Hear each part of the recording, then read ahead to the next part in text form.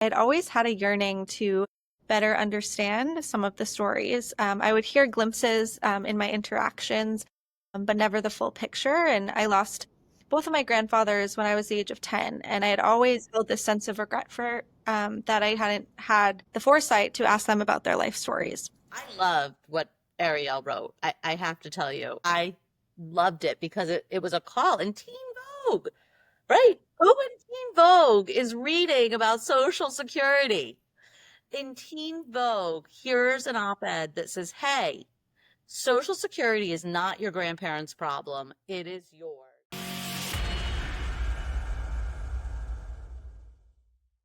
Hello, everyone. Welcome to 45 Forward. I'm your host, Ron Roel.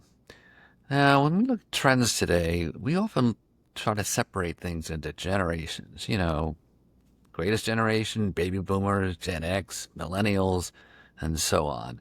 But my two guests today don't look at things that way. They're very much interested in intergenerational issues, as I am, as have been more so as I've focused on senior issues, recognizing you can't really separate the generations that way. So today, we're going to talk at length with two dynamic women leaders, Arielle Galinsky and Cindy Morris, about their perspective on what they call not just old people problems. So we're looking at lots of things like ageism, caregiving, systemic structural problems in our society, and lots more. So without further ado, let me introduce you to our guests, Arielle Galinsky and Cindy Morris. Arielle and Cindy, welcome to the show. Nice to be here. Thank you for having us. Absolutely, absolutely.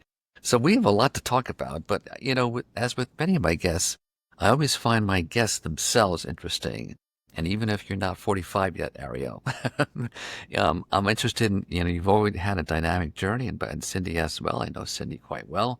So let's start a little bit by talking just about how you got to, just give us an encapsulation of where you came to your current state of affairs. So Cindy, well, let's start with you and then move to you, Arielle.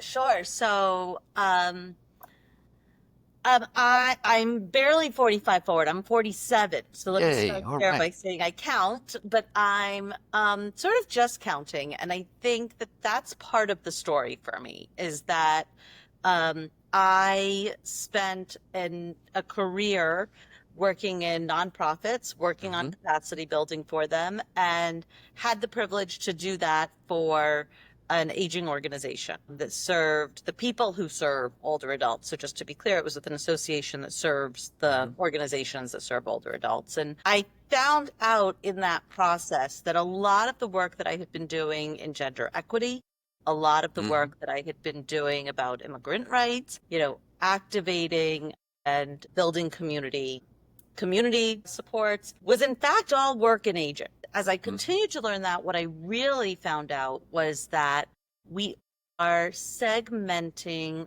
this issue partially out of ageism, quite Mm-hmm. frankly. But we're segmenting that, and that if we really want to create supports for people as they age, we need to start doing it from the point at which they start to age, which turns out to be roughly 1 second after they're born. Correct. That's right. And so, um, you know, the ACEs studies, I think we'll talk about it, but the ACEs Mm-hmm. studies show that, right, childhood trauma determines what you look like when you're 80, right? So, Mm-hmm. Mm-hmm. um, so as I've continued in my own path and my own transitions in life and my own lifelong learning, what I have really committed to in my career in this phase of it is to work towards building understanding around that and Mm-hmm. raising awareness and making sure that we are taking an intergenerational approach to solving and working on every one of the issues that we work in when we work in nonprofits. And it sort of has changed the way I do things. So I have an Mm-hmm. agency, the Benson Agency, that um, does capacity building for nonprofits. I lead an organization called Women Who Change the World that looks at Mm-hmm. women in transition and how we can recognize that women are in a state of transition again from point Yeah. 1 second after birth until Mm-hmm. point 1 second before we die. And some would say that's the biggest transition. So Mm-hmm. um, that's sort of my work this point is rethinking the way we do work so that it is more effective for people across their lifespan, across their health. Well, thank you for that. And now, Arielle, let's have a listen at what your progress has been. Yeah. Well, I've always been really interested in engaging with older adults. I'm an only child. Actually, was the only child in my family for most of my life until 6 years ago, 7 years ago, cousin was born. But for me, that was kind of the starting point. I've always loved interacting with older adults. And so throughout high school, I worked in a senior community and there for about 4 or 5 years and had the opportunity to engage with many of the older adults living there. And I had always had a yearning to better understand some of the stories. I would hear glimpses in my interactions, but never the full picture. And I lost both of my grandfathers when I was the age of 10. And I had always felt this sense of regret for that I hadn't had the foresight to ask them about their life stories. And so all of this said is when I worked in the senior community, I decided to start what I termed the Legacy Project and has continued to be that to this day. But it really entailed about 20 interviews with older adults in the community. It turned into something that brought me so much joy, as well as the stories that came out of it. And it happened at the tail end was during the pandemic. And so the original intentionality of the program was that we would, after the interviews, have a family gathering where all the individuals that I interviewed and their families came and listened to the stories. And then the pandemic made that impossible. So it led me to craft a book with the stories. And that was basically, in essence, what created the model for the Legacy Project, which continued when I was at Tufts and still to this day. And then simultaneously, my grandmother had Lewy body dementia, and I was on the care team for my grandmother. And I witnessed within the span of a year her cycling in and out of 7 different care facilities because they didn't provide continued care as her condition continued to worsen, and really saw just how broken our long-term care system is in the United States as it relates to affordability, as it relates to accessibility, as it relates to caregiver burden. Really, every element needs reform. And so in tandem with my work with intergenerational programming, as well as this personal experience, just drove a desire for me to dedicate my career to gerontology and policy-wise, specifically on the long-term care, financing and caregiving policy issue areas. So since then, I haven't looked back and have been focusing on that pathway, studying it all throughout school, trying to get every angle from, working in policy environments on Capitol Hill, on the Senate Committee on Aging and on Ways and Means, from working on nonprofit side, on the American Society on Aging, and then also training to become a certified nursing assistant myself, so I could work in nursing home communities and better understanding the perspectives of administrators as well as individuals who live in those communities. Yeah. And so all that said that's a little bit about me, and that's how I'm in this pathway. Well, it's just as I thought. The two of you are just as interesting as the subject itself. So, thank you for your stories. You've talked about it sort of seamlessly as you've gotten into these your areas of interest, intergenerational interests. But it's not so easy. And both of you, I'm sure, have encountered a lot of structural problems. I mean, our society is not geared. It is geared, and I understand. There's certain there's certain benefits to looking at things, in what I call a technological way, with specifying certain interests and trying to narrow them down. So aging becomes that. But as you two point out, that's not the way it really works. But how do you deal with it? I mean, I guess looking at it, it seems like one of the biggest barriers is just how we fund things and how we, create programs and policies and how people apply for grants and how people look at, things. So talk a little bit about the structural problems you've encountered in embracing intergenerational activities or multi-generational activities. I think my favorite thing that I saw recently was a license plate from the state of Florida. And it said on the bottom, where they always put like little quotes about the state, it said something to the effect of, "We care about our children." I really like kids, so let me just say I also care about children. However, isn't it ironic that in a state where they have one of the fastest growing aging communities in the country, population of older adults exceeds the number of children living in the state? Isn't it fascinating that they are still saying, "We care about our children," instead of "We care about people at everywhere across the lifespan. Now, that's not a very good tagline, and I get that.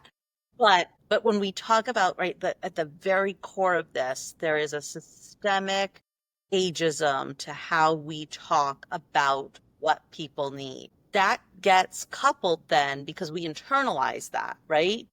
And so as people, we think, well, we are supposed to have this sort of figured out by a certain age. And so we don't give ourselves the grace to continue to learn, evolve, transition, change. And you are breeding mental health issues there. You are breeding behavioral health issues there. Um, and if we can't fix it internally and we can't fix it externally, where the heck are we supposed to start, right? That those systems and those structures that we have built that say in a state in which we have more old people than young people, we still care about only the young people, we have a problem, right? I feel like that's the story, Arielle. I don't know how you feel about it, but that's sort of my take on that. Yeah, I mean, I 100% concur that I think there's a cultural problem.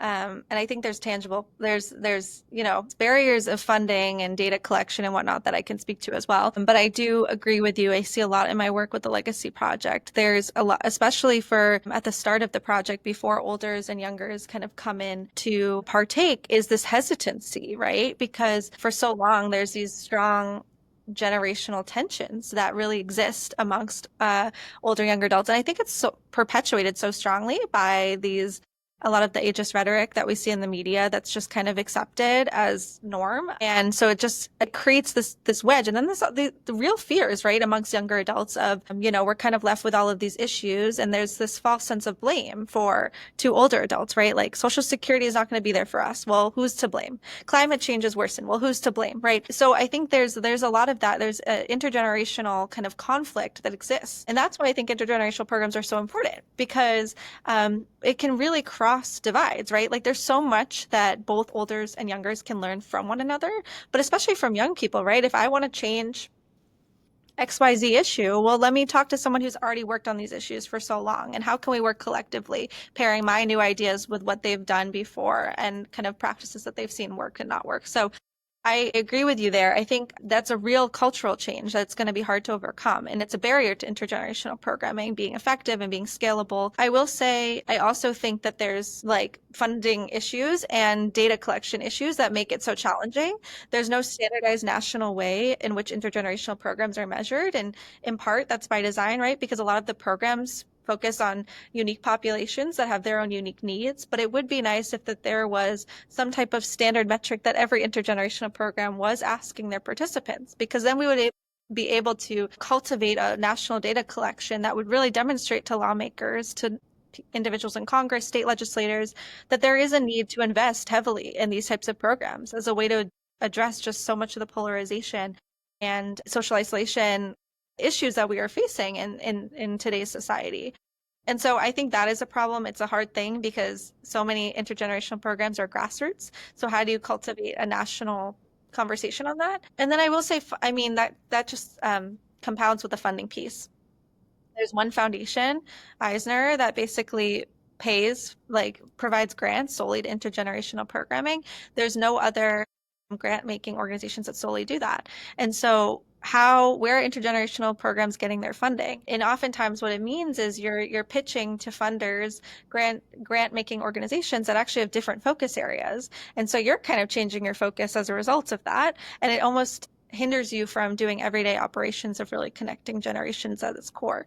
And so all that's to say is I think there's a lot of really real challenges, but at the same time, there's a lot of good work happening on the community level that I think is trying to overcome some of these barriers. Well, on that note, we have a lot more to talk about, but I'm going to take a quick break. Folks, don't go away. We'll be talking much more with Cindy Morris and Arielle Galinsky, so don't go anywhere.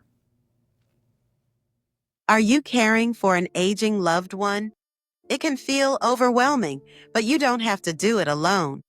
Ron's book, The Caregiving Navigator, is a step-by-step guide designed to help you plan, prepare, and provide compassionate care with confidence.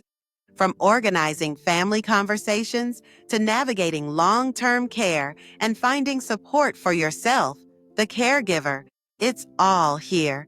Find the Caregiving Navigator now on Amazon and take the first step toward peace of mind.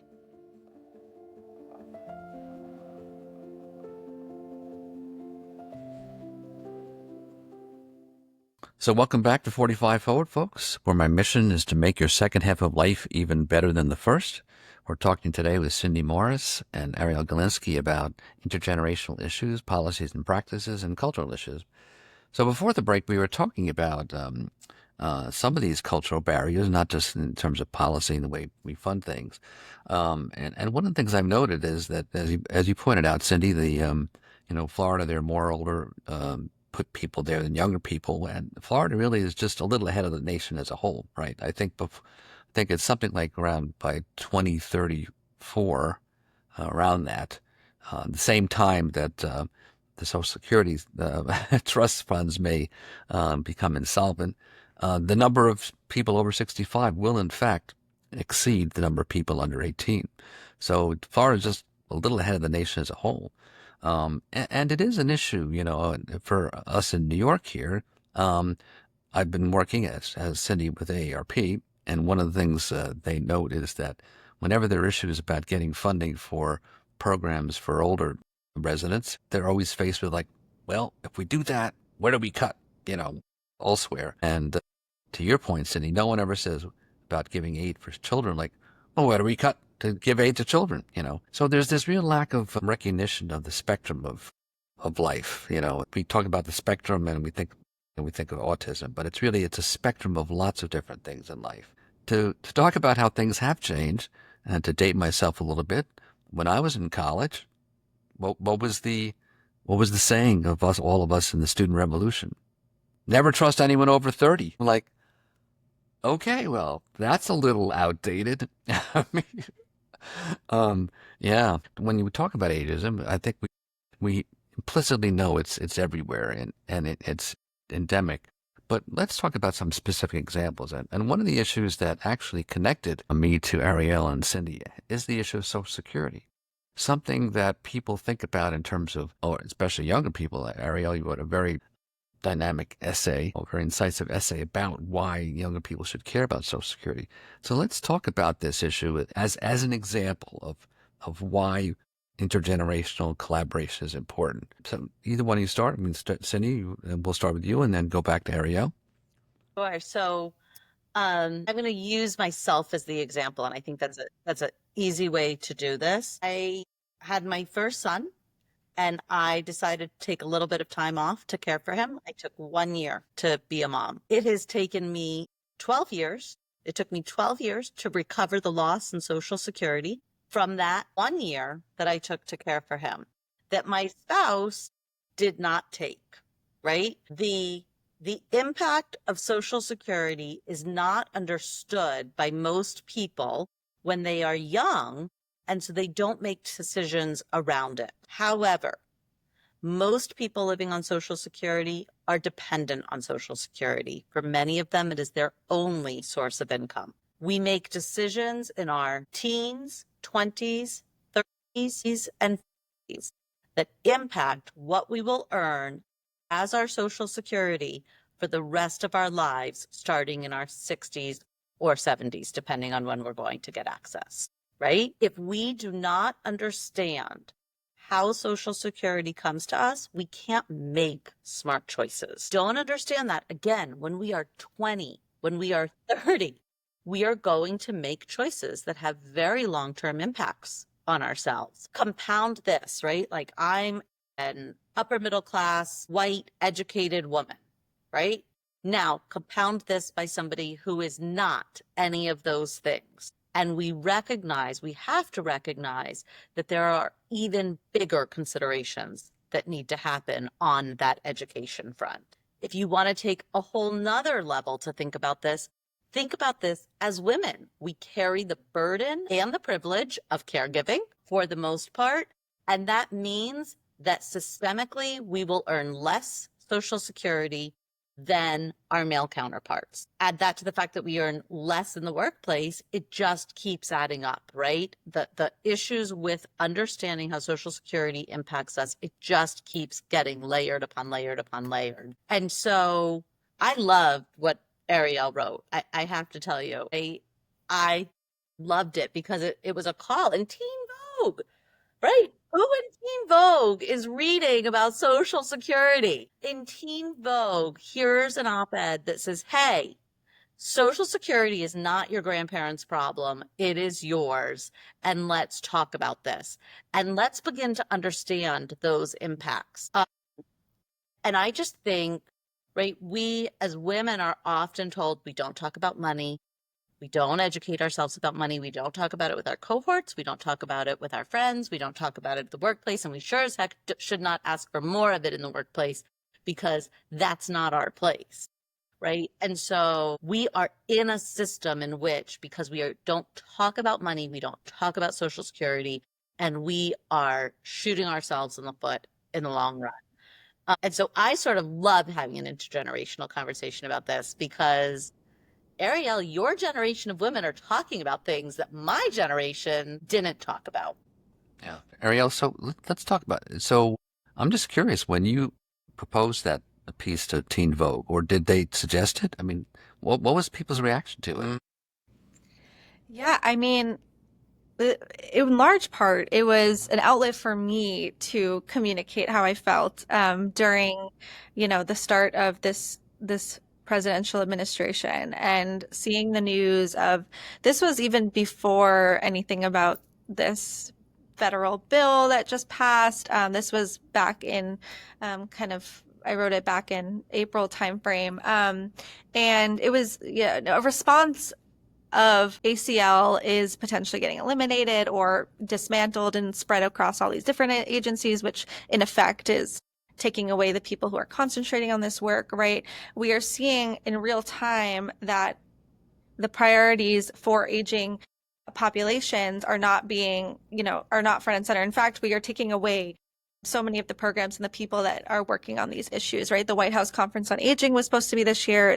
Not this year, right? There's been no conversation on that. So all of these things, I felt like we were seeing so much in the media about how higher education was being impacted. We were seeing so much as to, how immigration in terms of like how that's impacting our communities, all of which are so important. But what I was not seeing, especially on social media, was all these aging programs potentially being eliminated and what's the impact of that.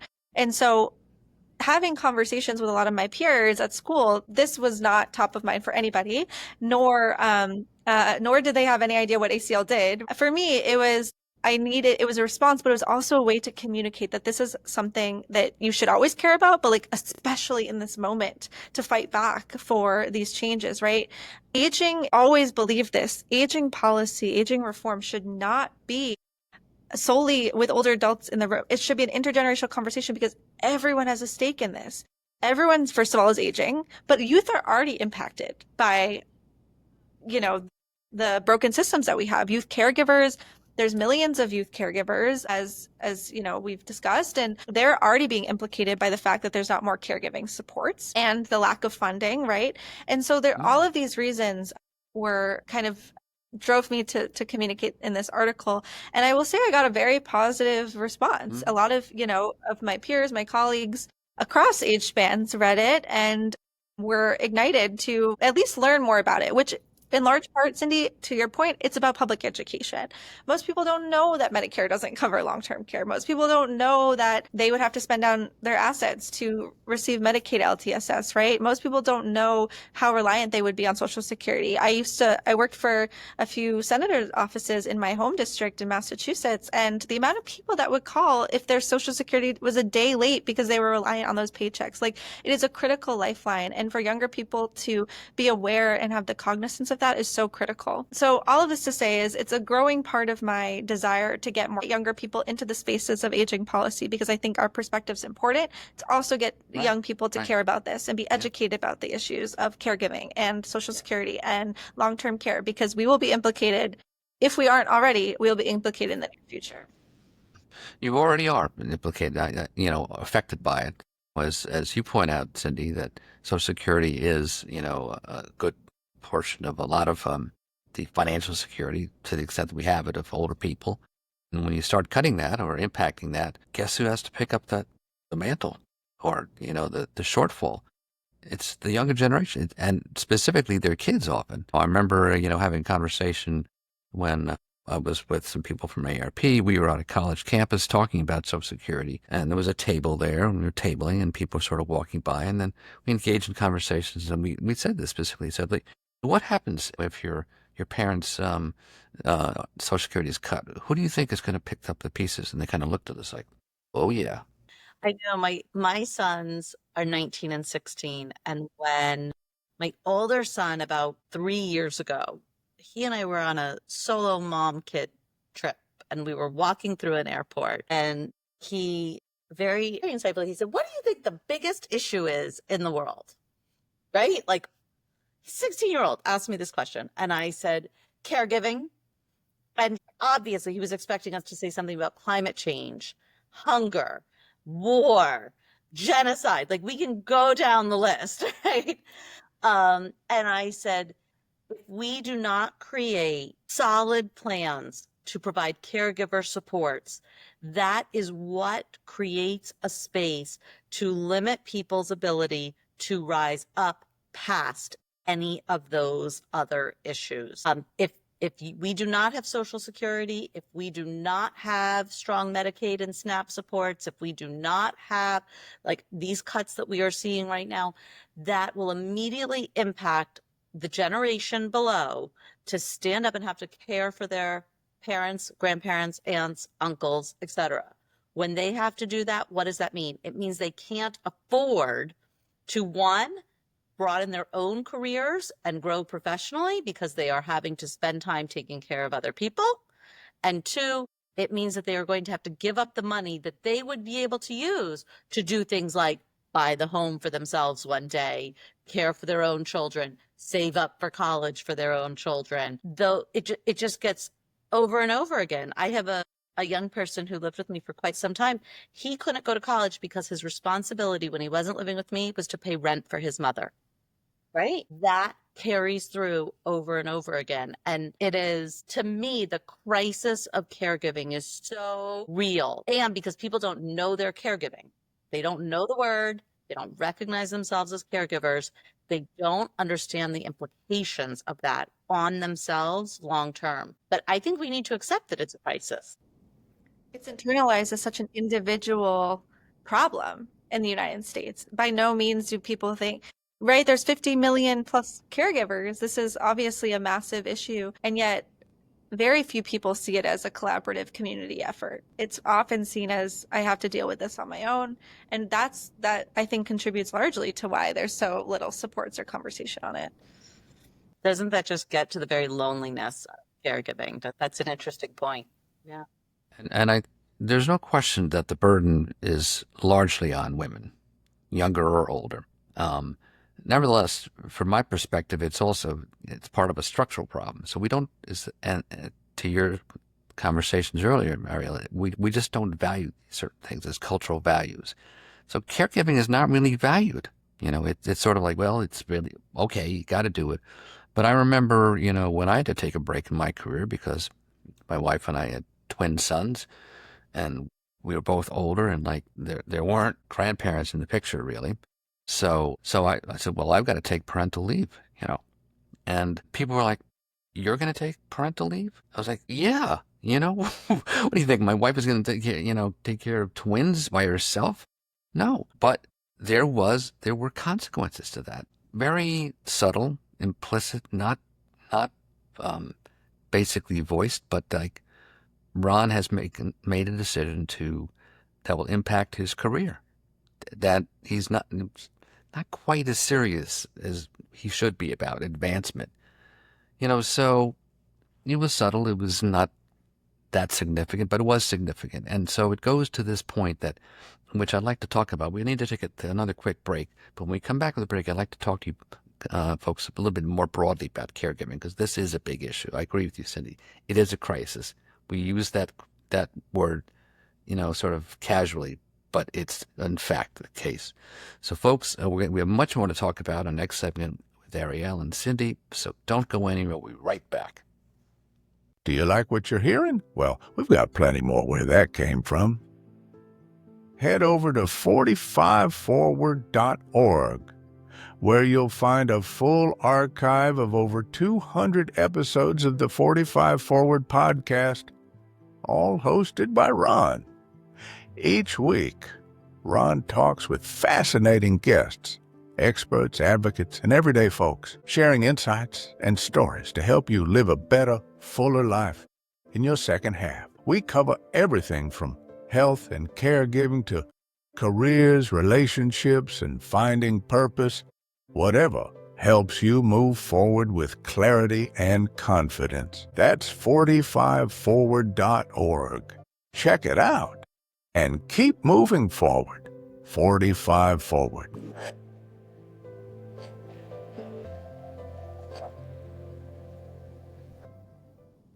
Welcome back to 45 Forward, folks. I'm your host, Ron Roel. Once again, we're talking with Cindy Morris and Arielle Galinsky. Cindy Morris is the CEO of the Benson Agency.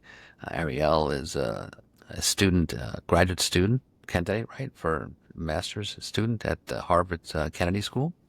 We've been talking a lot about intergenerational issues, an issue that is close to my heart as well as Arielle's and Cindy's.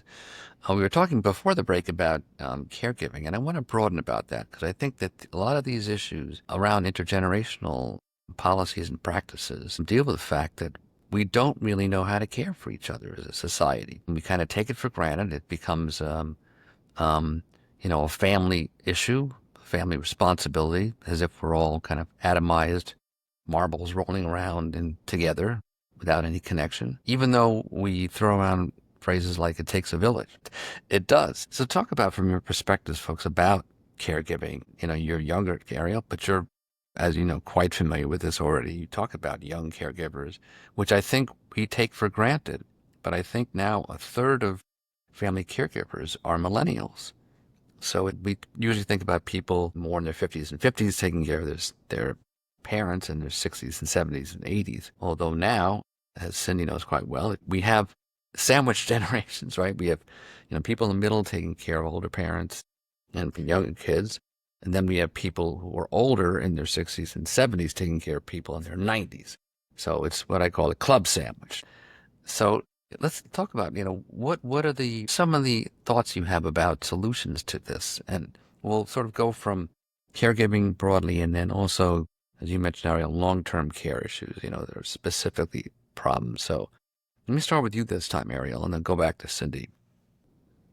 Yeah, I mean, I'm going to start at the high level again, as I did before. I think it starts with a culture change. I think it starts with making caregiving a sexy thing, making caregiving something that is appreciated and valued. The other day I was looking at one of my colleagues' LinkedIn pages, and for the first time ever, I saw that that on someone's LinkedIn page, they had a 2-year period where it said caregiving break. Like, that's amazing, right? But it's so not normalized, right?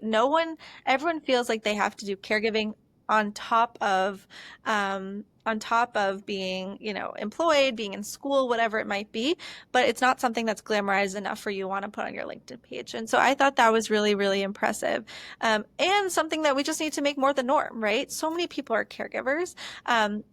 There are some wonderful organizations like Caring Across Generations and National Caregiving Alliance that are doing great work in terms of uplifting people's stories and the stories of caregivers and why it's so critical that there are supports.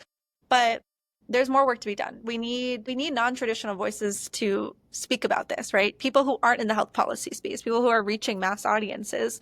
And I think, for example, the recent movie that came out, Bradley Cooper's Caregiving documentary, I think is a step in the right direction, right? Because it's reaching a mainstream audience from a celebrity talking about how difficult it is to be a caregiver. That's, I think, the high level, what needs to happen. On the, policy changes, ways in which we can appreciate caregiving responsibilities is by providing caregiver credits, by making sure that while it exists in some form, in some state waivers and in some like guide models and whatnot, it doesn't exist on a massive scale. So how can we make sure, that if someone's doing this as a full-time job, that they're getting compensated and have a means to get compensated, right? And so I also think that goes hand in hand with making sure that communities have sufficient respite resources.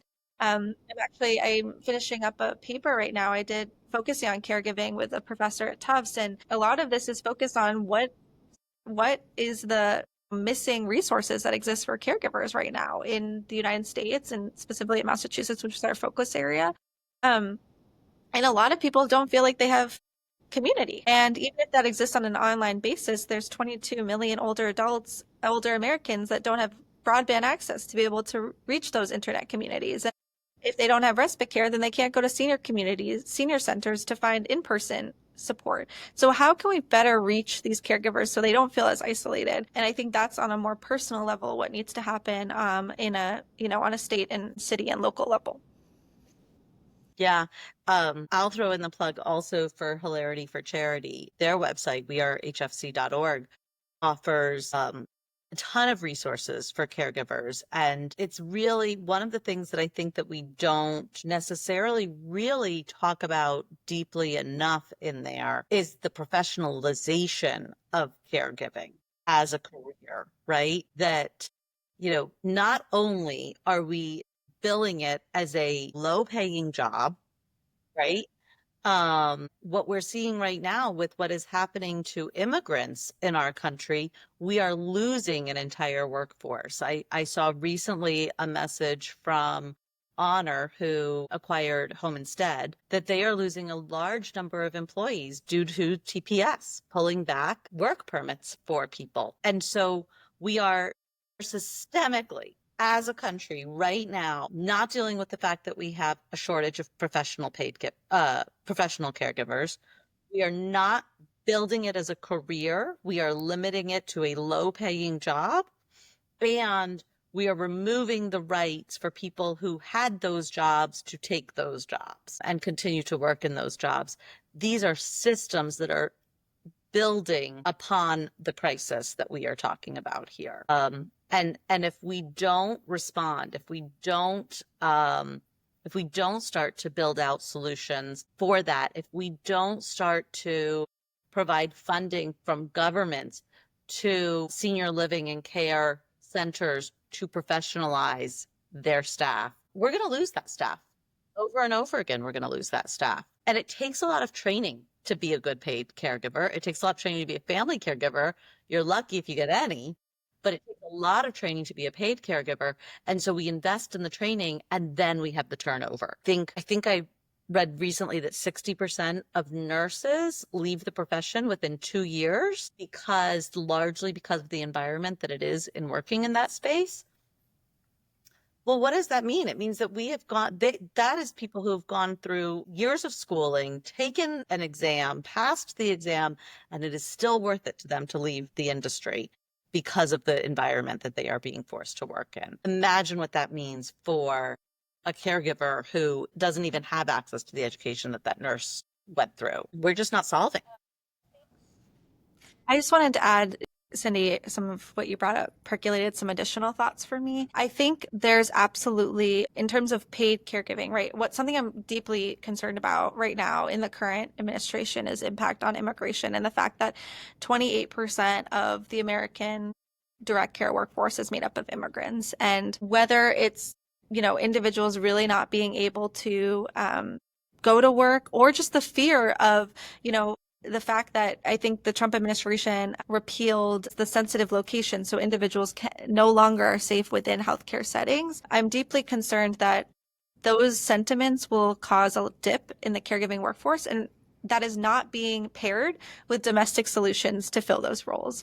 And so the care crisis that's already exacerbated, I fear, is going to only get worse. And then I will also say, I think a positive potential solution, and something that I'm starting to see larger employers do, is to really embed caregiving as a benefit to employees. So providing resources for training how to be a caregiver, providing flexibility to take time off to be a caregiver, allowing for for non-traditional hours of working. So you can take your mother to a doctor's appointment or what have you. I think there's actually a very large part that's not being talked about enough in terms of how employers can support caregivers and also allow individuals to pursue the career in which they want to.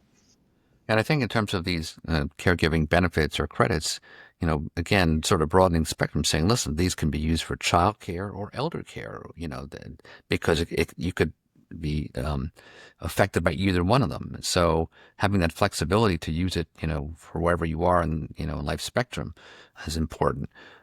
I think my experience too is that one of the problems is that in terms of looking at issues like caregiving, in terms of costs and benefits, we need what I call a higher math. We look at, like direct impacts, like, well, let's widen the lens, look at, what is the impact of not having good caregiving? We've done some studies, they look at, employee absenteeism and, and things like that.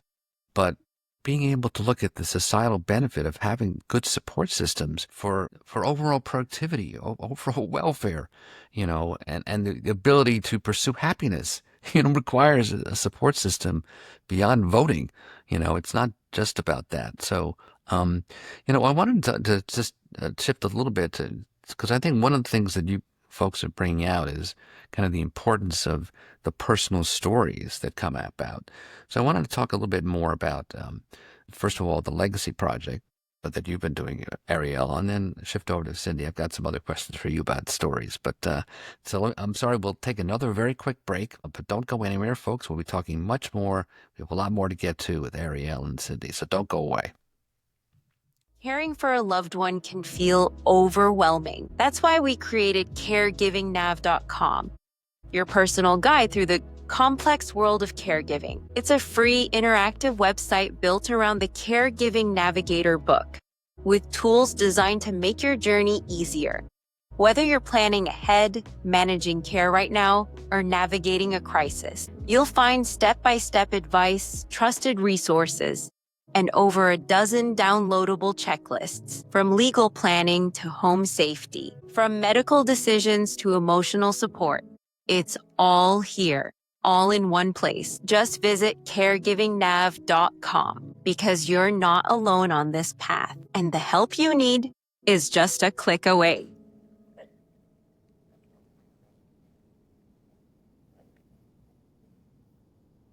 Folks, we're coming back now with Cindy Morris and Arielle Galinsky. It's Ron Roel from 45 Forward. We just have a few minutes left. I wanted to sneak in some more from Arielle about her legacy project. So go ahead, Arielle. Give us some quick notes about where that's going. Yeah, quick summary. So the Legacy Project, as I mentioned, it started as a passion initiative, really took foot in terms of a student college-based organization when I was a sophomore at Tufts, and alongside two of my fellow co-founders who also went to Tufts with me, we connected college students at our university with older adults in Medford and Somerville, Massachusetts for intergenerational interviews and storytelling over the course of an academic year. We quickly realized that other schools, other students wanted to do this work, and that framework didn't exist for them. And so we got incorporated, filed to become a nonprofit, and we've expanded we're now in 12 states at different colleges and universities and continuing to grow. And really our mission is to uplift these life histories of both olders and youngers to really emphasize the co-generational element of it, the mutual benefit, to combat social isolation and loneliness. And we have a new program evaluation tool measuring that, which is wonderful. And then also to really provide, hopefully inspire some younger adults to go into the field of gerontology, whether that's in clinical medicine, which is a lot of the students that partake in our program, or whether that's being a journalist and writing more about aging issues, or, it really runs the gamut. But it's been exciting growth over these past few years, and I just see us continuing to grow. So Cindy, you're involved in Women Who Change the World. I would encourage each of you, everyone out there, to check out Cindy's LinkedIn pages because they're replete with stories, and they're great stories. One of them I love was you're having lunch with Herman every Friday, which is, sort of it's not family caregiving, but it sort of says a lot about the need for connection, in every generation. I know you were coming to close to the end. Before we get to that, I just wanted to very quickly let people know how they can get in touch with you, contact each one of you. So Arielle, you start, and then I'll finish up with Cindy. People want to reach you and learn more about your work. What's the best way to do that? Yeah. Well, you can find me on LinkedIn, very active on LinkedIn, Arielle Galinsky. You can also look up the Legacy Project, legacyprojectinc.org, and there you have my emails directly listed on there, as well as our organizational email. So please reach out if you're interested at all, either personally about the policy issues or about the Legacy Project. And probably the easiest way to reach me is also through LinkedIn, or you can access us through the Benson Agency, which is thebensonagency.com. My email is there. Also, Women Who Change the World, which is an organization that we started specifically to talk about women having lifelong learning and women having permission to be in transition throughout their entire lives. So you can also go to that website. And there you can actually register for our newsletter, and we'll share some of these stories, and we'll share what's going on. And we offer monthly workshops and programming so that people can kind of get together. And we'll be launching sort of a whole lot of new information coming out of that in the coming months as well. Okay. All right. Any final thoughts before you both have to zip off? Ron, I'm just grateful for this opportunity and grateful that you connected Cindy and I. There's a lot more work to be done in this area. Yeah, this was super fun. I'd do it again anytime. So thank you so much, and happy to do this. And for anybody who's listening to this, I think the thing that I would want you to take away is to have these conversations, right? And to recognize that the work you are doing, paid or unpaid, is vital. And I mean it when I say it is both a burden and a privilege, and it is okay to feel both parts of that. And so I hope that as people who are listening to this, think about, how do I hold on to the privilege part, and how do I talk about the burden part so that we can create systemic change? And let me just offer my last word, which is that I think that the women, especially in caregiving and looking at these intergenerational issues, are the ones who are taking the lead. And I would exhort my male colleagues to step up and be partners in this process. That doesn't happen. You need to be part of this process. People know I have a Caregiving Navigator book, and I'm so involved in caregiving. And when I go to these groups and we talk, I look around the room, and my first question is, where are the men? So step up, guys, and join this conversation. So once again, folks, this is Ron Roel, 45 Forward. Thank you for spending this time with me. We'll be back next week with another episode.